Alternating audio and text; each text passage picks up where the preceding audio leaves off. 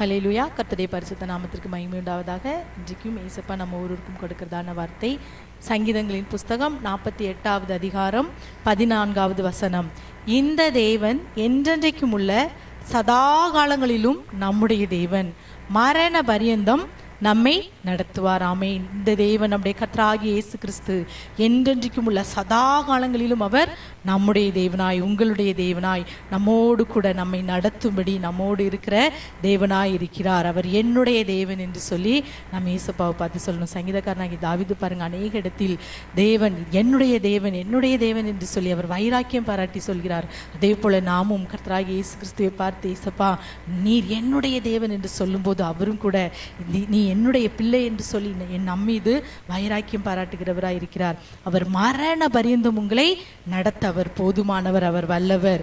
ஆகவே அந்த தேவனாகிய கர்த்தர் சதா காலங்களிலும் அவர் உங்களோடு கூட இருக்கிறார். ஆமேன். உங்களோடு கூட தான், உங்கள் அருகாமையில் உங்களுக்காகவே இருக்கிறார். ஆகவே எதை குறித்தும் நீங்கள் கவலைப்படாதீங்க. மத்தேயு 1வது அதிகாரம் 23வது வசனத்தை நாம் வாசிப்போம் என்றால், இதோ ஒரு கன்னிகை கற்பவதியாகி ஒரு குமாரனை பெறுவாள், அவருக்கு இம்மானுவேல் என்று பெயரிடுவார்கள் என்று சொன்னான். இம்மானுவேல் என்பதற்கு தேவன் நம்மோடு இருக்கிறார் என்று அர்த்தமாம். ஆமேன். இம்மானுவேல் என்பதற்கு தேவன் நம்மோடு இருக்கிறார் என்று அர்த்தம். நம்முடைய கர்த்தராகிய இயேசு கிறிஸ்து நம்மோடு கூட ஒரு குடும்பமாய் மனிதர்களோடு கூட இருக்கும்படியாக மிகவும் விரும்புகிற தேவனாய் இருக்கிறார். ஆகவேதான் ஆதாம் ஏவாளை படைத்து அவர்களோடு கூட இருக்கும்படி அந்த தோட்டத்தில் உலாவி வந்தார். ஆனால் அந்த ஜனங்கள் என்ன செய்தாங்க? மனிதர்கள் பாவம் செய்ததினால் தெய்வ மகிமையற்றவர்களாய் தேவனை விட்டு தூரம் போனாங்க. கர்த்தர் சொல்றார் பாருங்க, இந்த ஜனத்தை எனக்கென்று ஏற்படுத்தினேன், இவர்கள் என் துதியை சொல்லி வருவார்கள் என்று. எனக்கென்று, அவருக்காகவே நாம் படைக்கப்பட்ட ஜனங்கள். அவரும் நம்மோடு கூட இருக்கும்படி நம்மோடு இருக்கிற தேவனாய், இம்மானுவேல் என்பதற்கு தேவன் நம்மோடு இருக்கிறார் என்று அர்த்தமாம். நம்மோடு இருக்கும்படியாகவே அவர் மிகவும் விரும்புகிற தேவனாய் இருக்கிறார். ஆனாலும் மனிதர்கள் பாவம் செய்ததினால் தேவ மகிமை இழந்தார்கள், தேவனை விட்டு தூரம் போனார்கள். ஆனாலும் விழுந்து போன தேவ தூதர்களுக்கு உதவியாக ஏசப்பா கை கொடாமல் ஆபிரகாமின் பிள்ளைகளாகிய நமக்கு உதவியாய் கை கொடுத்து, பிள்ளைகள் மாம்சத்தையும் இரத்தத்தையும் உடையவர்களாய் இருப்பது போல அவரும் இந்த நாளில் மாம்சத்தையும் இரத்தத்தையும் உடையவராய் நமக்காக வானாதி வானங்கள் கொள்ளாத தேவன் அந்த மகிமை எல்லாம் விட்டு நம்மோடு கூட உங்களோடு வாசம் பண்ணும்படி, உங்களை நடத்தும்படி இந்த பூ உலகத்தில் மனிதனாய் மாம்சத்தையும் இரத்தத்தையும் உடையவராய் நம்மை போல அவரும் இந்த உலகத்தில் பிறந்தார். ஆகவே அந்த அன்பு தெய்வம் நம்மோடு கூட இன்றும் பரிசுத்த ஆவியானவராய் உங்களோடு கூட இருக்கிறார். ஆகவே நீ தனியா இருக்க, எனக்கு இன்னும் யாரும் இல்லை அப்படின்னு சொல்லி நீங்க புலம்பாதீங்க. இப்படி புலம்ப வைப்பது பிசாசு தான். இன்னைக்கு அநேகருடைய வாயில் கிறிஸ்தவர்கள் தான் இயேசுவை ஏற்றுக்கொண்டவங்க தான், ஆனால் நான் தனியா இருக்கேன் அப்படி சொல்லும்போது நாம் கர்த்தரை நாமத்தை தூசிக்கிறவர்களாய் காணப்படுகிறோம். கர்த்தர் நம்மோடு கூட உண்டு, அவர் உங்களோடு கூட உண்டு. அவர் இந்த தேவன் என்றென்றைக்கும் உள்ள சதா காலங்களிலும் நம்முடைய தேவன். மரண பரியந்தம் அவர் உங்களை நடத்துவார். மரண பரியந்தம் அவர் நம்மை நடத்துகிற தேவனாய் இருக்கிறார். ஆகவே இப்ப இருக்கிற சூழ்நிலையை பார்க்காதீங்க, தனிமையா இருக்கு என்று சொல்லி நீங்க புலம்பாதீங்க. அப்படி புலம்ப வைப்பது பிசாசு. அந்த வார்த்தையை பிசாசு பிடித்துக் கொள்வான். இன்றைக்கு அநேக ஜனங்கள் தனியா இருக்கேன் கஷ்டம் அப்படின்னு சொல்லி யார்ட்டையாவது புலம்புறாங்க.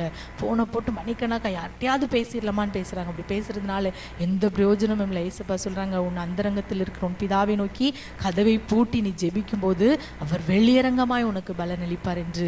ஆகவே இந்த நாளில் அந்தரங்க பிரச்சனைகள் எதுவா இருந்தாலும் மனுஷங்கிட்ட போய் சொல்லாதீங்க. அந்தரங்கத்தில் பார்க்கிற பிதாவை நோக்கி சொல்லுங்க.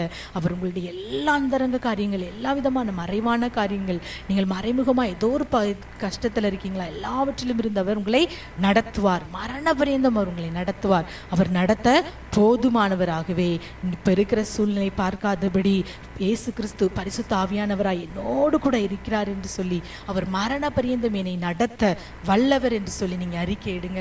நீங்க அறிக்கை இடும்போது கர்த்தர் மரண பரியந்தம் உங்களை நடத்துவார். பிசாசு வெட்கப்பட்டு ஓடி போவான். அவர் உங்களை கைவிடாதவர். அவர் உங்களோட நிலைமை நன்றாய் அறிந்தவர்.